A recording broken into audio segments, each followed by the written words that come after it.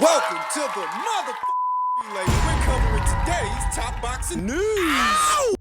Okay, we'll start with this. Continued reactions are pouring into Chantel Cameron's decision to vacate her interim title at a time where she was under orders to fight Sandy Ryan, what was a mandatory challenger. While it can be argued that Sandy Ryan, who was last campaigning as a welterweight, should not be made the mandatory for an interim champion at junior welter, boxing community at large is less than sympathetic towards the plight of Chantel Cameron. Friend of the channel, Eson with the Nissan, reacted by saying she's been scared shitless of Ryan. Why even go for the WBC title to begin with if you don't like 2-minute rounds? Well, that's because Chantel didn't decide that she doesn't like 2-minute rounds up until she was under orders to fight Sandy. How convenient. Very obvious. Yeah, a lot of people are fed up with Chantel's shit. And that's the way it is. That's how it all boils down. It seems like the only person that she wants to fight is Katie Taylor. With good reason. She won one fight with Katie. Katie won the other. They're 1-1 with each other. She was in pursuit of the tiebreaker. Makes enough sense, right? Right. And yet the fans are less than sympathetic for the plight of Chantel Cameron because they're tired of seeing fighters take this approach to where it's one fight or no fight.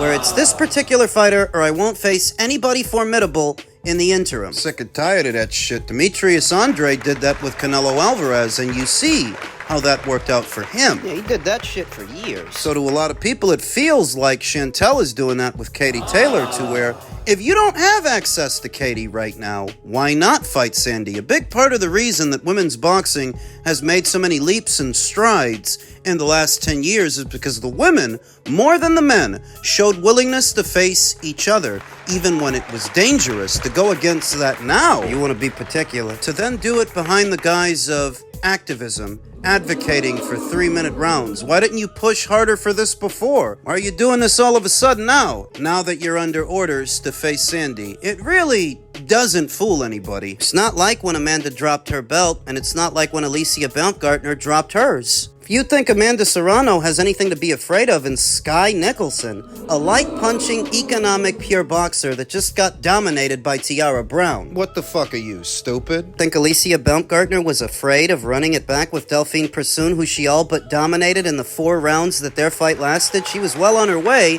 to knocking her out. What the fuck are you, stupid? No, Chantel dropping her WBC title is not the same as when they did it. This is not a one-size-fits-all situation with a one-size-fits-all answer. Nope. A lot of people are under the impression that Chantel Cameron has never fancied that fight with Sandy Ryan, even though to the eye, she's a more skilled boxer and certainly more accomplished. Remember, she was unified, she was undisputed. More accomplished than Sandy Ryan, and yet to a lot of people, it looks like she's ducking. It looks like she's running. Seen Chantel Cameron's form the last 2 or 3 fights following the second fight with Katie Taylor, and she's looked better. Likely a byproduct of bouncing from trainer to trainer to trainer endlessly over the years. She got her start with Shane McGuigan, moved on from Shane to Jamie Moore and Nigel Travis, moved on from them and was at the Steel City Boxing Gym for a while. Now she's with somebody else. Now she's not there anymore. And it gives off the impression that because she can't really form a rapport, a cohesive, long-lasting relationship with a trainer, she's kind of in limbo and she's starting to regress. Because I saw her last fight with Jessica Kamara, and that looked a lot more difficult than I expected it to be. Difficult enough that if she fought Sandy Ryan, the assignment would be a lot harder. You see, Chantel's got more wrinkles to her game than Sandy does, but she's also older and smaller, and has a propensity for trading punches in the pocket. Chantel has a mean streak, but so does Sandy, except that Sandy is bigger.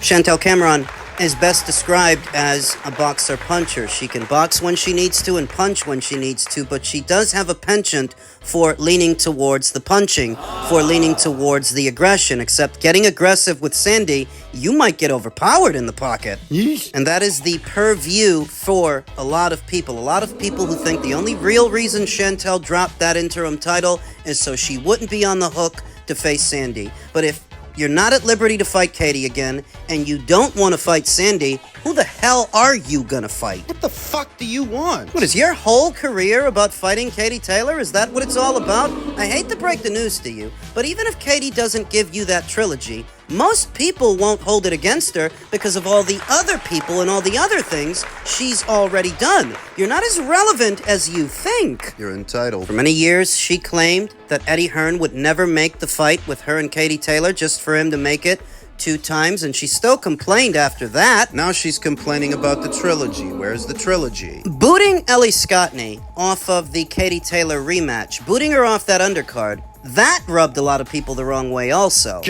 The particulars are lost in time, what went about exactly, but outwardly, that's people's interpretation, and whether she likes it or not, that rubbed a lot of people the wrong way. So does this. You can say that you're advocating for 3-minute rounds, but to a lot of people, it just looks like you're ducking Sandy.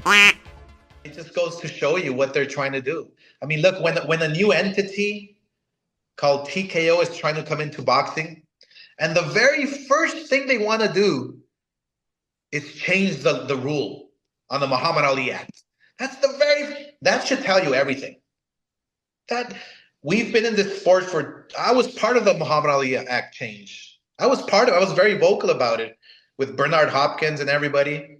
So we actually stand for it. We feel that it protects the fighters. And now the very first thing TKO wants to do is change that rule. I mean, you have to ask yourself that question. Why is that the first thing they want to do? You know, so and now they're having these sneaky meetings that nobody knows of. It's just very fishy. But yeah, we must stick together. We must Sneaky meetings.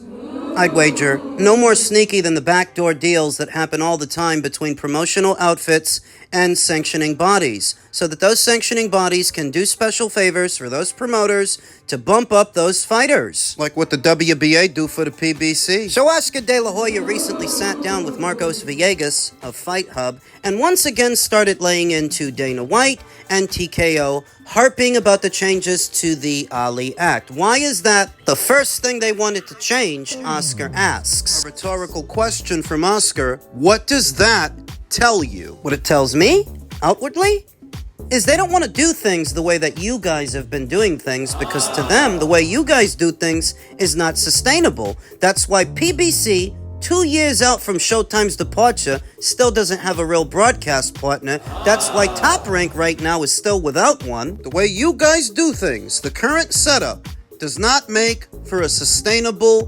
business. And that's what that tells me, that they don't want to do things the way that you guys have been doing things. But to do things the way they wanted to do them, they had to make amendments, change things. Things that do not affect you or your fighters or anybody outside of the ZUFA boxing sphere, but change things so that they can keep a lid on the spending the way that promoters in boxing don't. You got $500,000 fighters at best, asking for $1 million.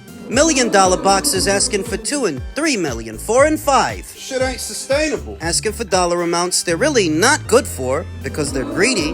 Asking for dollar amounts that a network isn't just going to give them because they don't want to take a bath on a show. So that when the network doesn't give them what they're asking for, they resort to putting their fights behind a paywall. They resort to more pay-per-views. So that when people don't buy those pay-per-views, the network's scratching their heads and thinking to themselves, what are we spending money on this stuff for? We're not getting nothing in return. What the fuck are we getting out of this? Soon enough, those networks decide boxing is too unstable for them. They're not getting anything back from it, and they walk away. Like Fox walked away, Showtime walked away. Following? So why did Paramount Plus decide to invest? After NBC and HBO and Showtime and Fox were all gone, why did Paramount Plus decide to come back? Decide to back ZUFA. Why? Why? And this is the part you want to pay attention to. Why? It's because the way that Dana and ZUFA and TKO and the whole shebang-a-bang plan on doing things, it controls the spending. It makes for a sustainable business. The prima donnas and princess demands you normally see Cuts all that shit out of it. Cuts the sanctioning bodies out of it too, that only really want to siphon money from the promoter who's getting their money from the network. It's an alternative to the way they've been doing things, because the way they've been doing things, all the major networks have walked away. So clearly, something is wrong with the model and the way that business is done in the industry. The biggest problem is that the boxers themselves are always trying to pull a fast one on somebody, whether it's the promoters or the networks. The promoters themselves, they're not providing value to their broadcast partners. The broadcast partners, they're the ones that provide the money. The fight dates. So no broadcasters means no broadcast money, no boxing. Got it? Something has to change. On a very small scale, ZUFA Boxing represents that change. Now, ZUFA Boxing, in spite of all of its major financiers, does not have the capacity to take over the sport. Not with just a meager 400 to 450 boxers. That's how many boxers they want to sign to the platform. Many of them are going to be B and C tier fighters, not A-level guys and not standout amateurs. They put a ceiling on how much money a fighter can make boxing under ZUFA, and that is only going to accommodate a certain grade of fighter, a certain class of fighter. So a lot of other fighters are still going to go the traditional route outside of ZUFA. ZUFA doesn't have the capacity to dominate the sport or monopolize it. There are an estimated 27,000 active boxers around the world. ZUFA by itself can't accommodate all of them or run the other promoters out of business or run the sanctioning bodies out of business. They can't do that. But what they can do is provide a cost-feasible alternative to a broadcaster. A cheaper alternative to doing things the way they have been doing things. So when Oscar asks, why was it that the first thing TKO did was try to change the Ali Act? That's why. They don't want to do things the way that you guys have been doing things. Separately, it would empower them to not have to compete with the rest of you guys. That they're going to have their fighters, they're going to do their thing, and you're going to do yours. Parallel to each other, your guys won't compete. It's the only way for them to enter into the boxing space is to not have to compete with you. So there is that to address, but also it keeps a lid on the spending, which boxing needs. You can't have $200,000 and $300,000 fighters asking for $1 million. Shit is not sustainable. When a network doesn't want to give them that money, you can't resort to inundating the customers with pay-per-views. They're not going to buy them. All that's going to do is cause the audience that watches boxing to shrink because you're putting everything behind a paywall. This is not sustainable. If you question my logic, my rationale, simply ask yourself, why did all the major networks walk away? If doing things the way they've been doing things was so fucking hunky-dory and kooky crunchy, why did everybody leave? 2 years out from Showtime's departure from boxing, why hasn't PBC been able to find a broadcast partner yet? A new one. Why is Top Rank struggling to do that? How the fuck is it that Dana White and his fledgling promotion beat the both of them to the punch with ZUFA that hasn't even launched yet? Why? Paramount was already in boxing via Showtime. PBC chased them away. Dana White and ZUFA were able to bring them back. Why? Ask yourself why. What is it that Dana plans on doing differently to what the PBC was doing? On Men's Light Heavyweight News, I'm sure you've heard by now that Dmitry Bivol's offering turmoil escalates as ex-wife is declared wanted. Dmitry Bivol's offering life has taken a dramatic turn as ex-wife Ekaterina Bivol has been officially placed on Kazakhstan's wanted list following a criminal complaint. Officials confirmed that proceedings have begun, though the case details remain undisclosed. The development comes just months after the couple's high-profile divorce, adding another layer of turmoil to the ex-undisputed title holders offering life. Ekaterina Bivol, once known publicly as the partner of one of boxing's most technically gifted champions, became a flashpoint earlier this year when a video circulated online purportedly showing her making inflammatory remarks about multiple ethnic groups. The footage drew widespread condemnation across Central Asia and Russia. Shortly afterwards, authorities in Kyrgyzstan, where Dmitry is from, issued a separate arrest warrant, charging her under Article 330 of the nation's criminal code, incitement of racial, national, or interregional hatred, an offense carrying a potential prison sentence of 5 to 7 years. 5 to 7 years for something that she said? Something that she purportedly said online via her Instagram account that has now been deactivated. I don't think that's a coincidence. Yes, in other parts of the world, you do not have the same freedoms to offend that you have in the United States. Somebody ought to tell that to those leftist nuts. Dumbass Democrats that think they have any idea what it's like to live under a socialist rule. Beyond the criminal accusations, the couple's breakup has remained a constant tabloid thread. Videos reviewed by WBN circulating on social media appear to show Ekaterina reacting to Dmitry Bivol's defeat to Artur Beterbiev shortly after the bout. Captions on the clips referred alleged child support disputes, giving the impression of her celebrating the loss, while authorities have not corroborated these posts. They clearly reflect ongoing tensions in the former couple's personal life. Do I believe that Dmitry Bivol is a deadbeat? No, I do not. What I think is going on is she wants compensation for having been in a relationship. She still feels entitled to Dmitry Bivol's money, even though she's not with Dmitry Bivol, especially now that he's making more of it. Dmitry Bivol has not publicly addressed the posts. However, associates insist the champion continues to meet his parental obligations. Nevertheless, the online exchanges have fueled a bitter feud that has drawn millions of views across Russian language platforms. The pair began dating in 2007 and married in 2014. They share a son, but their 16-year-old relationship ended in June of 2023 after months of public and legal friction. Ekaterina publicly accused Bivol of infidelity and financial deceit, while Dmitry countered that her behavior was contrary to moral norms. Now, for a perspective, Ekaterina went as far as making public Dmitry Bivol's medical records to make Artur Beterbiev aware of any nagging injuries he might have so that he might exploit that in their fight. Now, you tell me what kind of person does that. So you're going through a nasty divorce. You don't have to make it everybody's business. What began as a private separation has evolved into one of boxing's most visible offering dramas, a stark contrast to the calm, disciplined image the unbeaten technician